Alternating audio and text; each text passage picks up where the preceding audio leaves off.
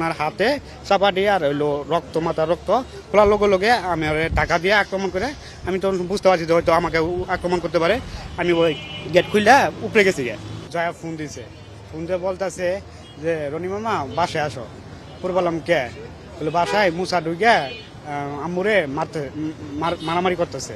পরে করলাম কে? পরে আমি সাথে সাথে ফোন কাটিয়ে দিছি। কাটিয়ে দিয়ে আমার ম্যানেজার যে আছে ছয়তলা সাথে থাকি, ওকে কল দিলাম, ম্যানেজার কল দিলাম। কল দিয়ে বললাম ভাই কাকের ফোনে তো নাম্বারে আমার কাছে ফোন আছে, বাসায় যাইতে বলতেছে। জয়া ফোন দিছে, বলে যাবে দেখে আগা।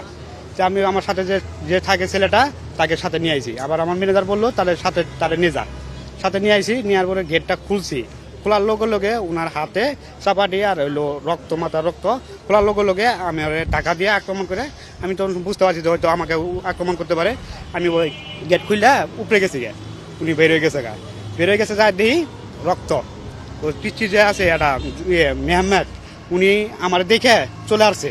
আমি ওর সিঁড়িতে সাথে সাথে চলে আসি, ওরে নিয়ে চলে আসছি। চলে নিয়ে পরে যে ডালিম কাকার বস কাকা ওনার চাচুর বাসায় আমি যাই খবর দিছি, কারণ কাকা এই অবস্থা, এই মধ্যে আমি জানি। ভিতরে ঢুকি নেই। 5 বছর, 3টার দিক দিয়ে। মুসারে দেখছি আমি ছুরি হাতে চাপাটি। এটা আতরন ভাই, এটা চাপাতি হাতে বের হয়ে গেছে। জি, ওকে চাপাতি নিয়ে ছিল কখন? আমি স্যার এটা জানি না। ও কখন ঢুকছে আপনি জানেন? জানি। আচ্ছা, তো মুসা যখন বের হয় তখন জি। কোনো কথাবার্তা বা ধাক্কা আপনাকে আমাকে ধাক্কা দিয়ে বলতে আমাকে সরাই দিয়ে বের কোন হয়েছে জায়গা দিয়ে? এই গেটে। আপনি পুরো ঢুকে কি দেখলেন তখন? গেটে যাই দেখলাম যে রক্ত।